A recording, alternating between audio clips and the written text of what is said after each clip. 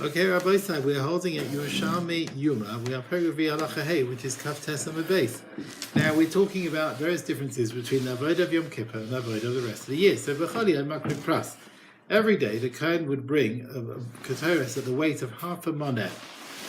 Okay, Pras means half. It means half a moneh, which is 100 silver dinrin. B'Shachris, so half a moneh in the morning, or Pras Ben Abayim, the other half in the afternoon, and it would go on the golden Mizbeach.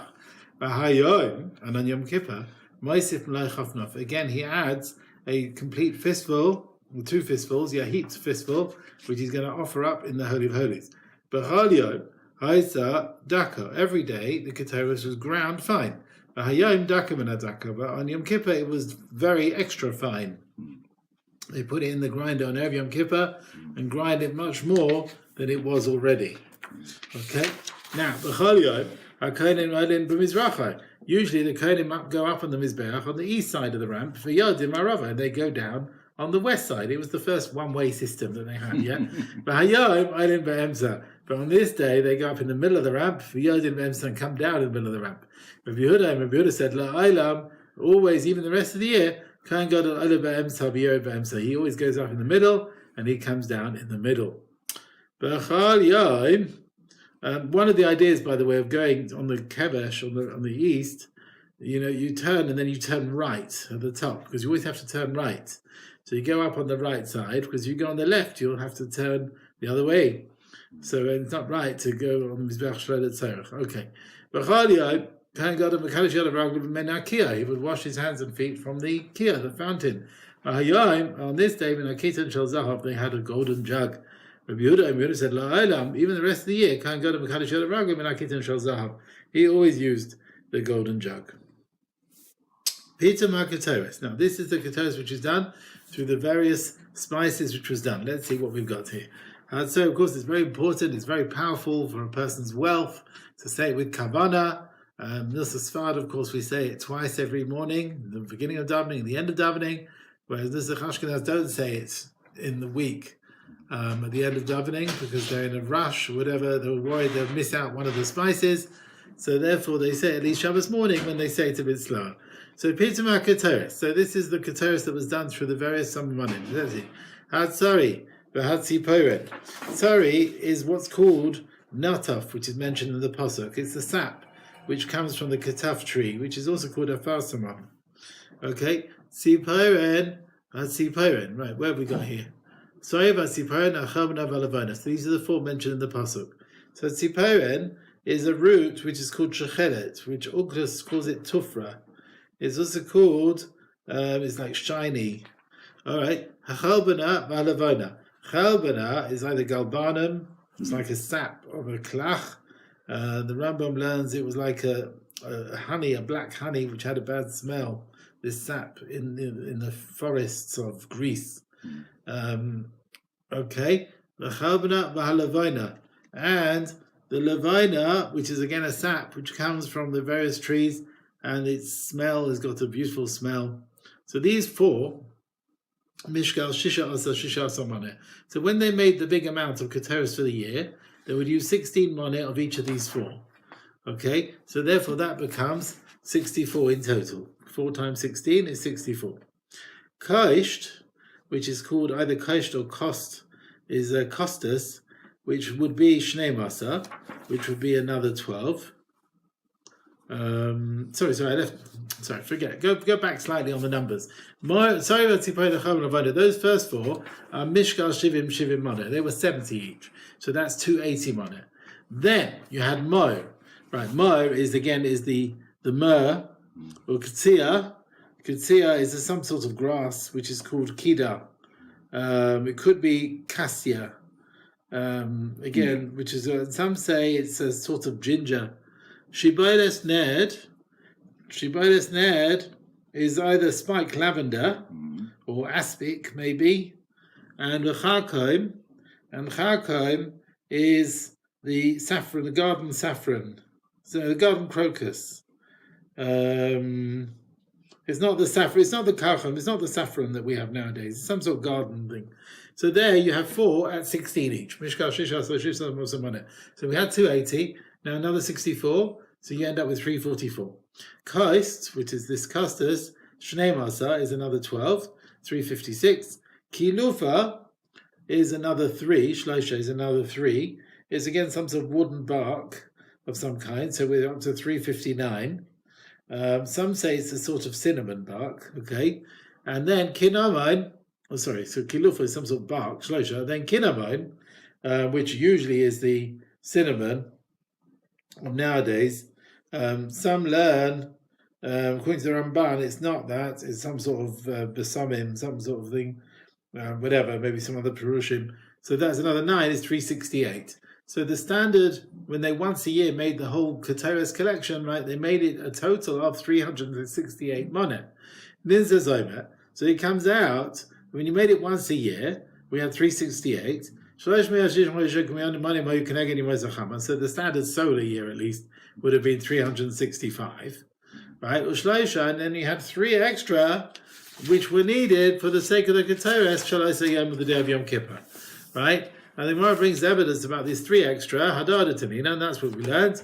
And on Yom Kippur, Maisif, Malay Chafnav, we add the heapful, the full heapful in the Kodesh Kodashim, in addition to the money that they brought every day on the golden Mizbeach.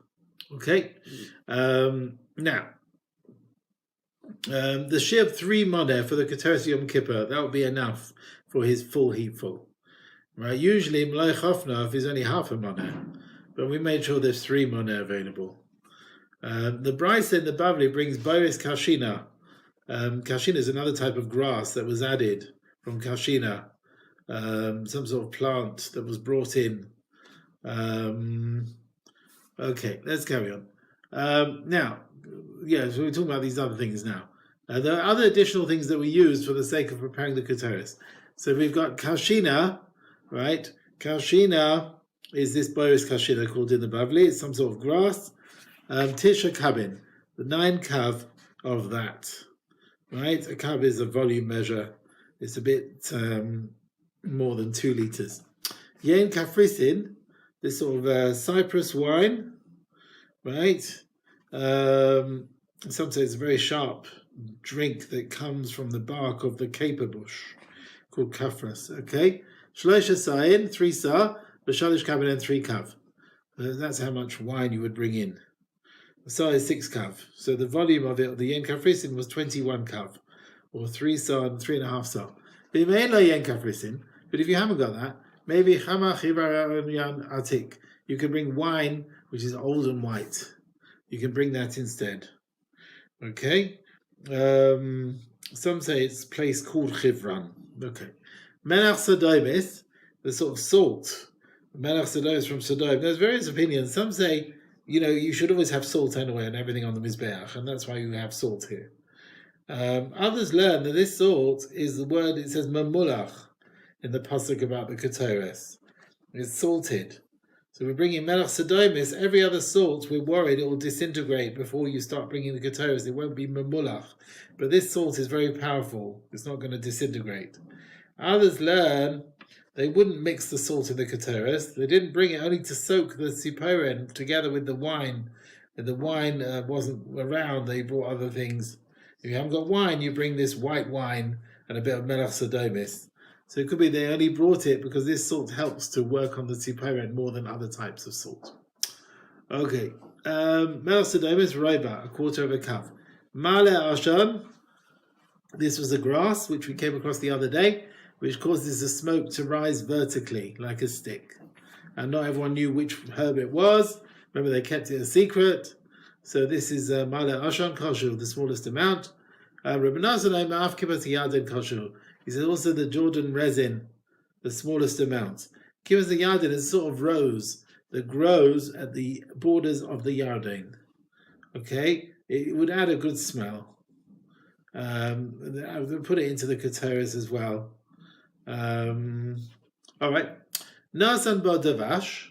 If you put honey, right? This could even be date honey usually, right? Then I'm afraid it's no good. The pasuk says,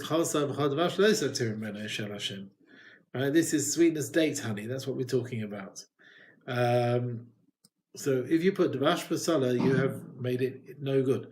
Now, if you left out any of the spices and you went and offered the keteris without any of these things, Chaim Misa, then he gets Misa b'dei Shemayim, Misa in the hands of heaven. Okay, now, so according to Rashi, if you brought the keteris, which is lacking a bit in the Holy of Holies, is Chaim Misa b'dei Shemayim.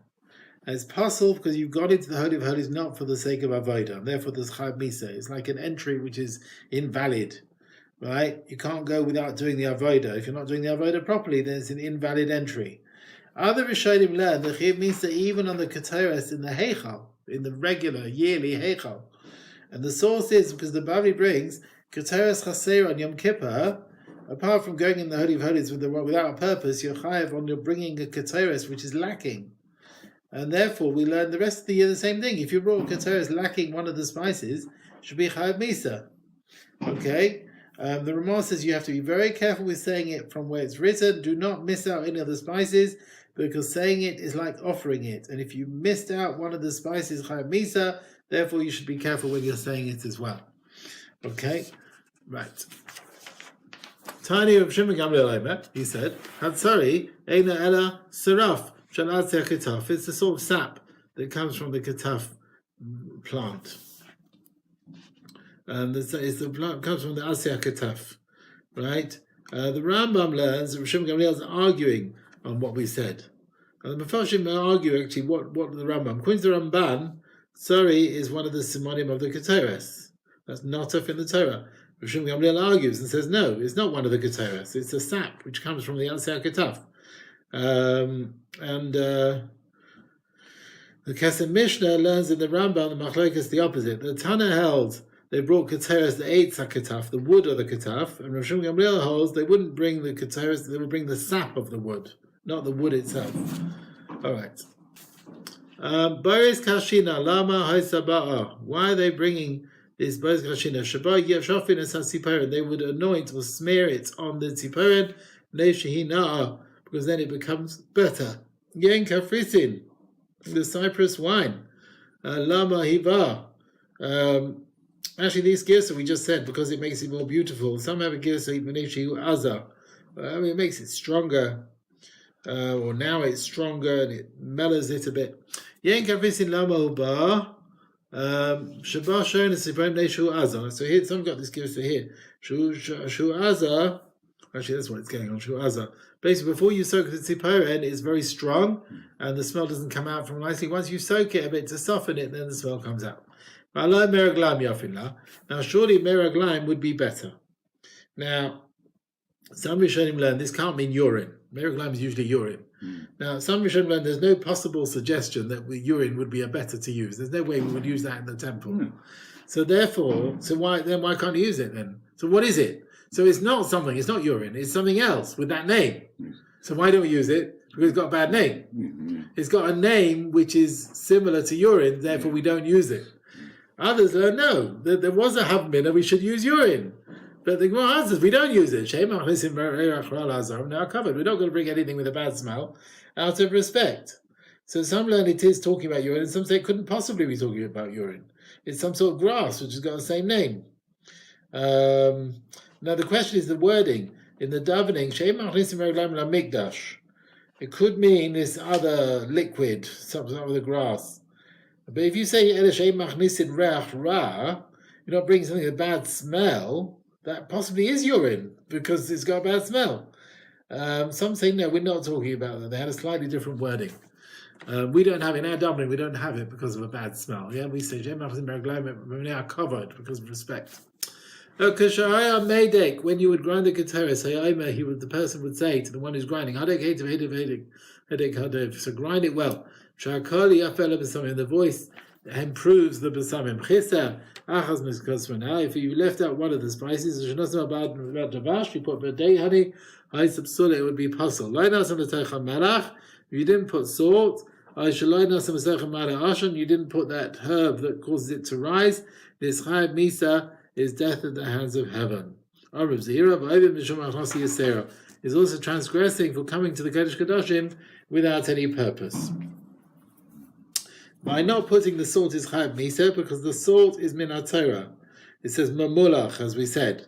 So if you didn't put salt, the keteris is lacking, and the Kohen going to bring keteris chasera on Yom Kippur is chayav because of coming in vain. He's not doing the avodah; he's coming in the Holy of Holies. But it's not one of the 11 spices. Definitely, if you leave out one of the 11 spices, it's definitely chayav misa. Some learn you have to add the salt because the general din you have to put salt on anything that goes on the mizbeach. And there was bir rikonis. The Bavli does not say that if you left out the salt, you're chayav misa. The Bavli doesn't say that. Some change our Gemara here and they leave out the words if you didn't put salt. Tosis Yerushalmi brings our Gemara and doesn't talk about leaving out salt. So some say it's not a problem. And the Gesav of Parma, of Yerushalmi Parma, the Nusach, if you leave out one of the Zamanim or you didn't put Male Ashon, chayav misa. If you didn't put salt, it was pasul. Okay. Let's carry on. Tani Bar Kapara has Patamin, the ones who made the Ketesh Yerushalmi, they would say, if you put a bit of date honey, no one could stand with the smell, it would have been so strong. Okay. Tani Pitzma, we learned it a Brisa. Pitzma l'chatziyah. If you prepared the keteres with half the amounts, kasher is valid. Shaleshim Rabbeim, if you made a third of it, or a quarter of the 369 or 368, lo shaman, we don't know what the din is. Rabbi said this is the rule. If it was done kamidasa, like the normal share of everything, as a kasher would be kosher, even if you made enough for one day. But the atama, and that which the Tanakh comes says pitzma chasek kasher, if you made it in half, it's kosher. It means that you made chasi kol zamanon. You made half of every spice according to its amount that would be in the mixture. Now the Tanakh says we never heard a Masechet about if you made it a third or a quarter of the normal amount, but we have heard about a half. So we bring achas to shishim or shishim shanai to Masechet Yom. Now every once in 60 or 70 years, we have the half of it. The keteres was made as like a share of half the total amount, which didn't need to be made more because you had it left from all the leftovers of all the years. Min ashiraim, from the leftovers of the previous years. Now, Adahi, and that's what it says in Shkalim, when it says Moisa Keteres, the leftovers of a Keteres, which was left at the end of the year, Mehaya but what did they do with it? Yeah, so it means you didn't have leftovers. Right? You had a share, moneh, you remember, what did we have here? We had 368 moneh, which is 184 is half a year. So then they'd make the following year, maybe that year they'd only make 184. With the extra that was gathered, you have your 368. So it says over 60 years you had 184. Now if you're going to have an extra of 3 moneh a year, then you're not going to end up with more than 180. And some of it has to go for the Yom Kippur. So if we have 3 money extra a year, 60 years, you'll have 180. How do we get my 184? That's why it says 60 or 70. Well, it says right. So some say that Bryce says in the case where the years are 59 or 60, maybe they were normal years, they weren't leap years, because the year of the moon is 354 days, which is 11 days less. So the end of the 60th year, you'll still have extra of the 20, you'll have additional extras of 22 money, right? And that difference between the lunar year and the solar year maybe didn't make such a difference, because after the Tekufa, the years would go back with the sun with the moon. Through the Yerushalmi, they added an extra month. So the amount of 3 moneh, less than a handful of the Kohen Gadol would gather for 60 years would be maybe these, together this 22 can reach 184 moneh. So together with the differences between the lunar year and the solar year. Some say you have a gear, so once in every 72 years. So some different cheshbon. Okay.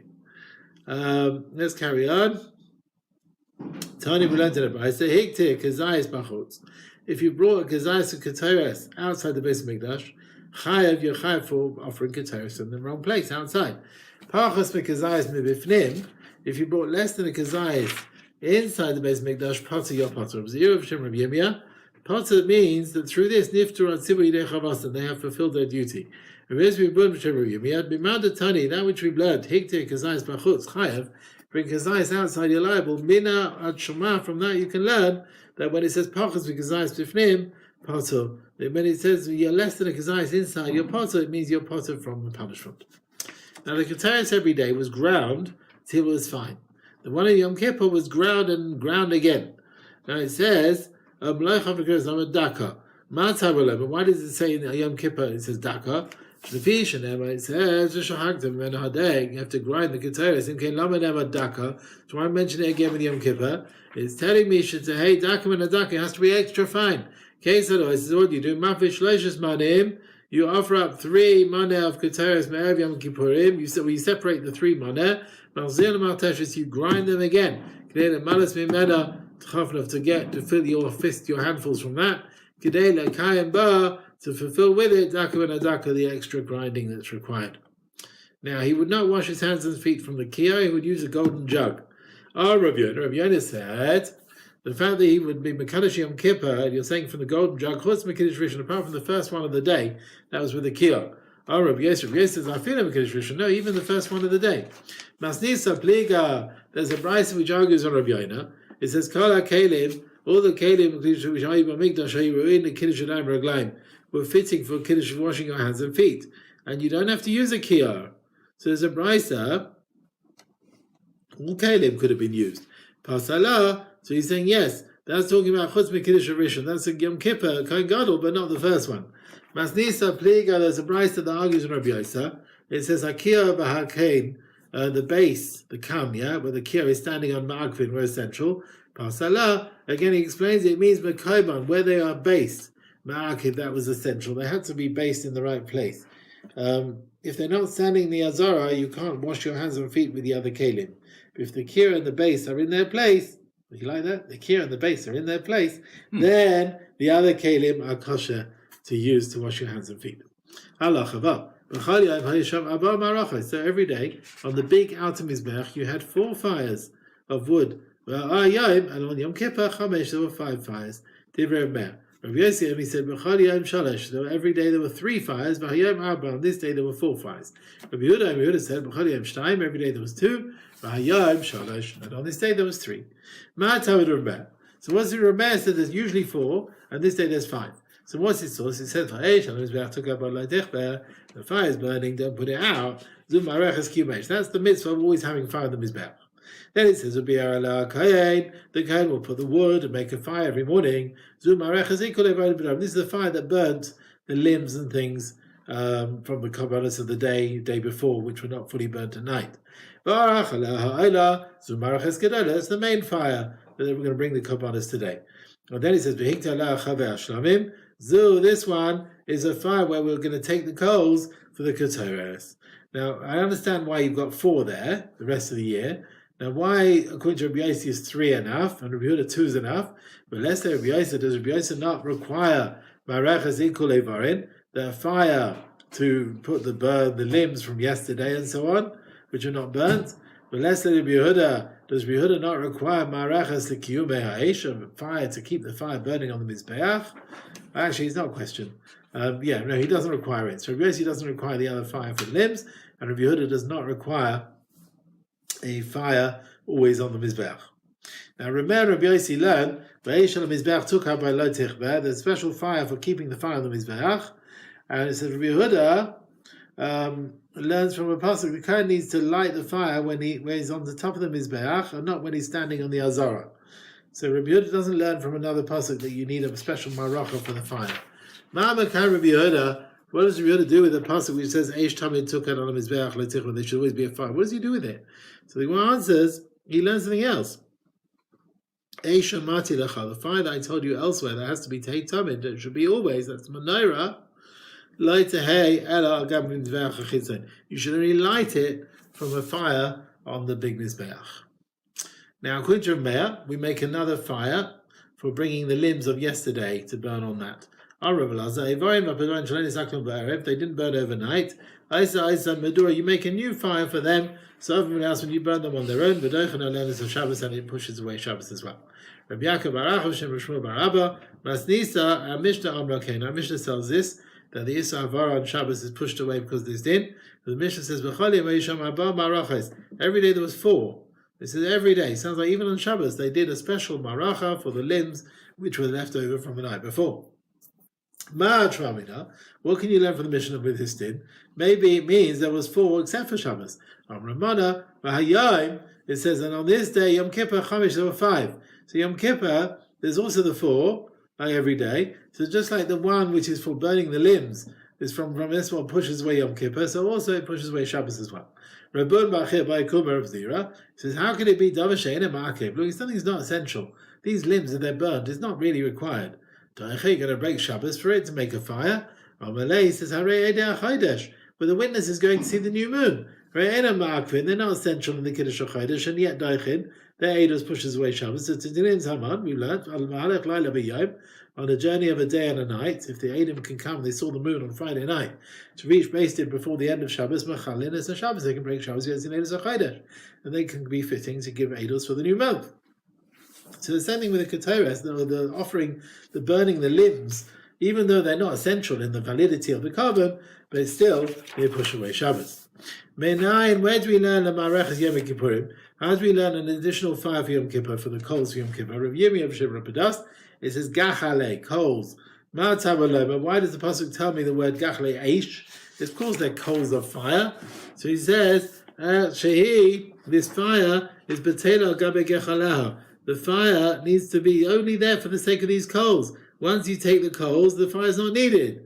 So you can't take the coals from a fire which you take the coals for the Keteres. This Maracha needs to be for the coals of the Keteres in the afternoon. That's what needs to be there. Now, if you just said Gachale, Yachal, I might think, I'm a mice, even if they've completely burnt out. Tabalema Eish, it mentions fire. Eish, if it mentions fire, Yachal Shan Heves, maybe they're completely alight. They're like a flame there. Tabalema Gachale Eish, it's like glowing embers. Right? Okay, Tzad. So how do you understand it? Min alocha shesalala, from those that are, I don't know, what's the word? The whispering, festering, what's the word? They're sort of glowing some kind. Where do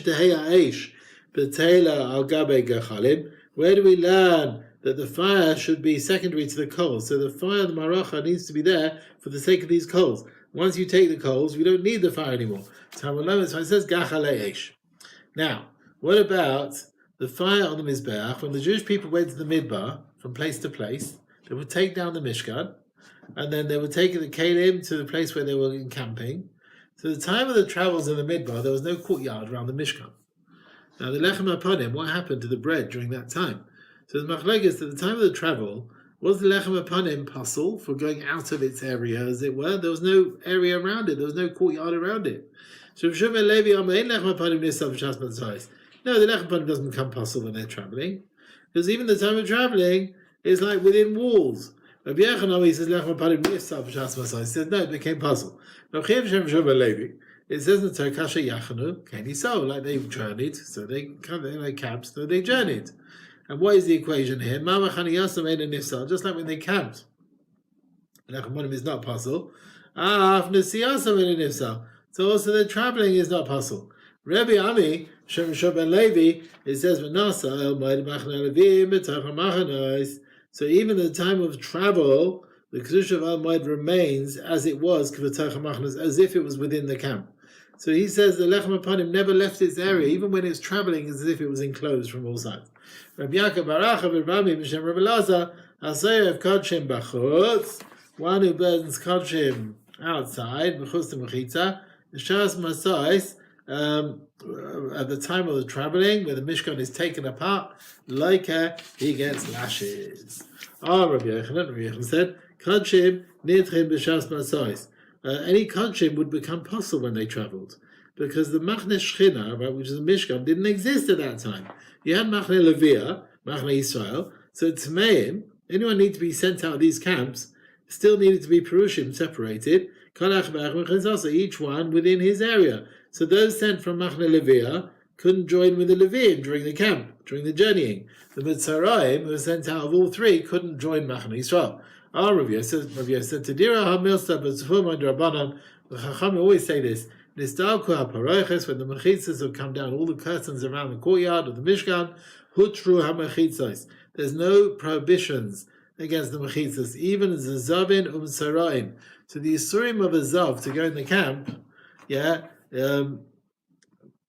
was botel, was the time of the traveling, there was no Kedushas HaMishkan. So the Kedusha of Machne Leviah also fell apart. The Machne Israel fell apart. Yeah, so there's no problem for any of these people. Now we come back to the Machlokes between Rabbi Yochanan and Shua ben Levi, whether at the time of the travel, when they took apart the courtyard, was there no Kedushas Machne Shechina anymore? Maybe Lechem upon him is possible. To bring us support to the various Amaroi, Masnis V'Sayledain, one Tana supports, in a Brisa supported this Amaroi, Masnis V'Sayledain. Let's see. Masnis Messiah, we are supported to Shua ben Levi. It says the fire is always there, right? It never stops. Tamid means you keep the fire, Afilu b'Shabbos. And also Tamid, Af b'Tumah, even state of impurity, right? And when it says Lai Tichbeh, it's telling you the fire must be there, burning even up Masois, even when they're traveling as well. The Shas Masois Mayu Oisila, and this fire leaving on the Mizbeach, how do they do it? They shouldn't burn the garments you put on the Mizbeach.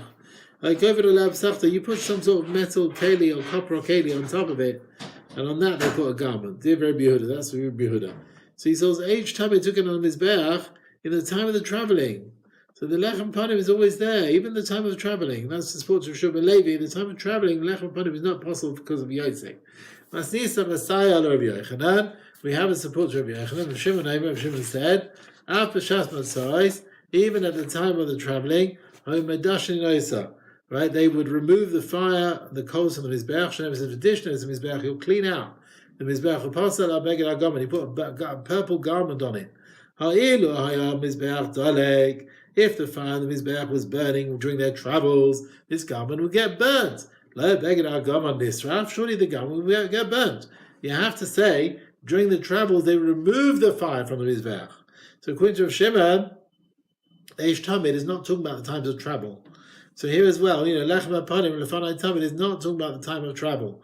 And that's the support to the view of Rabbi Yochanan. The time of travel, Lechem Apanim would be possible for Yitzchok. Now, how will Rabbi Yehuda? Now, he holds the fire was always there, even during their travel. How will he say against Rav Shimon that the fire burning would burn this garment, this purple garment? What would he answer back?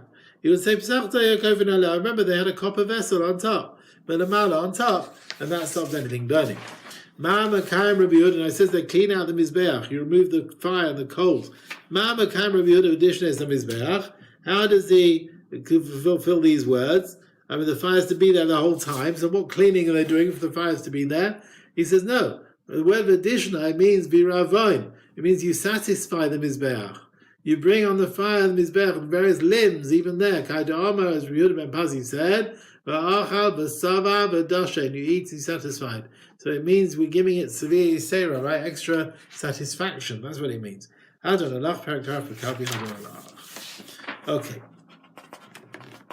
Now, we're coming back to the Avodah of Yom Kippur. Now, also here, in order, we're going to talk about the various differences with the Avodah of Yom Kippur and the rest of the year. Now, one of the things, the Kohen Gadol took coals from the Mizbeach with a pan for the special Haktara of the Keteris, which is bringing Yom Kippur and the Kodesh Kodashim. And he leaves the coal with a pan with the coals on the fourth step. Now, what does he do now? So they bring out for him a spoon from the room of the Kelim, Esamachta, and a pan. V'chafa, he takes with his handfuls, Malay Chafnaf, a full handful of Keteris, V'nasan l'tach hakaf, he puts it in the spoon. Hagadol, if he was a big man, Lifi Gadlai, then his heaped handfuls would be bigger. V'hakatan, if he was a small man, Lifi Kadlai, according to his size. V'kach haisa midasan, and that was the measure of Malay Chafnaf. After that, Natal es hamachta, he takes the pan of coals, bimino, in his right hand. There's a kaf, and the spoon of the keteres, bismila, in his left hand, and he starts taking it to the Kodesh Kodashim. Right, so his heapfuls, he's got this heapful of keteres, he's put them in the keli, and now we're going to see what happens. Right? This was their measure, the measure of the heapfuls. Well, some say it's talking about the measure of the keteres. Some say this was the measure of the keteres, Malay Chafnaf. He mustn't do too much. Okay, so what have we got here now? Kachayim Midasan, that was the measure of the heapfuls. Then he took the pan of the coals in his right hand and the spoon of the keteres in his left hand to take the Holy of Holies. Ma'arech b'heichal. Now, he's walking into the Heichal. He's carrying the pan of coals with the Keteres. He reaches, there were two curtains separating the Holy and the Holy of Holies, because they didn't know where the Abba Truxin was. They didn't know where the distinguishing part between Heichal and Heichal. They had two curtains, and he had to make a run going from one side and come out from the other side. So the two curtains, and between them there was a gap of an amma. Rabbi Yossi, he said, there was only one curtain there. It says, so you only need one parachas. There was only one. So he says there wasn't two. They bring out the spoon and the machtav. Now we've already learned about a pan where he says, he takes a pan and goes to the top of the mizbeach to get the coals. So why now? The Mishnah said they brought a pan, but they already brought him a pan. So Kini Masnisa, this is the way to read it. That's hakaf, that's a bazach. So now they're bringing the spoon. The bazach is full of ketores. And now with machta, the ton of our Mishnah is calling it machta. And he says now they're bringing it out now. Before now, it wasn't in his hand. And from that, he took a heapful of ketores. The Mishnah earlier on was talking about the pan where he took the coals. Right now, we're talking about, now they're bringing the kaf and a bazach. It was the bazach was full of ketores, and we're calling it machta now. And now we're saying that he brought it out now, because until now it was still in his hand. Okay. So we're calling to the bazach machta based on it was the shape of a machta. But it's not the machta which was used for coals, it was used for ketores, so it's got a different name, bazach. Okay? So when the Mishnah said they brought in the spoon and the machta, they didn't bring them from the same place. The kaf, the spoon, which was empty, they brought from the room of the kalim. The machta, which is now called bazach, which is full of ketores, they're bringing it from the lishkas beis haftinas, where they made the ketores. Okay? So this is not the same machta mentioned before used for the coals. This is another machta of ketores. Although some say it's a bazach. Okay. Right, let's carry on. Ma'u kaf. Now what is this big spoon? Megis. It's some sort of thing that you can stir with it, what's in the pot. Now, they brought the ketores in this bazach. The Gemara brings a proof that it's not a holy vessel, it's not a kli shares. Now in Shkalim we say the ketores that was in this bazach after the Cohen had taken his heapful out of it, they would redeem it onto money to make it go into chulin. And they'll put it and give it to the craftsmen as their wages. Now the fact that you can redeem what's left, this must tell me that whatever the ketores that the Cohen took his heapful out from, it must be a non-holy vessel.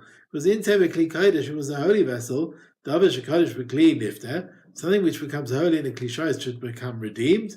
How could it be? What's in a kli shares is holy. It can't be redeemed. And the fact that we're saying in Shkalim, the ketores that was left in the bazach after he took out his heapful can be redeemed, it means it wasn't a holy vessel. This palgon, because we got machlekas here. Pitma, if you made the ketores b'chulin in a non-holy vessel, what's the din? Rabbi Yossi ben Chanina Amar, he said pasula is no good. Shur ben Levi Amar kashera, he said it is good. Now Rabbi Yossi says you can redeem it because it's not a holy vessel. You didn't make it holy kedushas aguf. So he holds if you made it in a kli chol, it can be done in a kli chol, and Shur ben Levi allows that because if it was has to be in a kli shares, you couldn't redeem it. Ma ta'amid Rez v'Chanina. What's the reason Rez v'Chanina? He says with ketores. Kodesh he should have a Yosef a Kodesh. He has to come out in a kli shares, in a holy vessel. Levi. What's his reasoning? Kodesh he should have bad b'truma lishka. Yeah, it's going to be paid for by the communal funds. It shouldn't be a donation from an individual. But no, that it has to be coming out in existence in a holy vessel. It doesn't need to be made in a kli shares. Rezugun. As to the view of Rez v'Chanina is like Shmuel, and Shmuel Levi is like Rabbi Yochanan. Okay. The Tanina, because we learned in a Mishnah in Shkalim. Let's see. Hamagdish nechasa. You make everything holy, and you don't say if it's mizbeach, but a kabayis. Now, what is your intention? You make everything holy, but you don't say what for. Now, some things were fitting for a carbon, right? So then, what do? The Mishnah says that you give things to their wages to the workmen, and then we buy it back with the truma money of the new year, and then it's fitting for korban tzibur. Okay, Rabbi Yochanan said things which are fitting for korbanos, like ketores. These are ketores, and then that's what the Mishnah says. You give it to the craftsmen as their wage, and buy it back from them with money from the new year, and you can use it for the ketores. And you see from his pirush that the ketores could be made when it's chulin, and outside the Azara is kosher, like Rishon ben Levi, because it was amongst the things which belonged to a private person, which he made holy. Now it says in Mishnah Shkalim that he made it holy, the ketores, which was already made, and it goes against Rabbi Yosef Chanina, who said no, it has to be made in a holy vessel. The Gemara explains, Tifta, we can explain the Mishnah, but Omer Mishal Beis of Tinus could be, look, who's making it? Beis of Tinus is making this. He made the ketores. He took ketores as his wage. Now usually, after you give the workers the ketores that's left over, they go and buy it back from them for the new year. But in this case, the worker who received it made it holy for Bedek Habayis before they went and bought it back from him.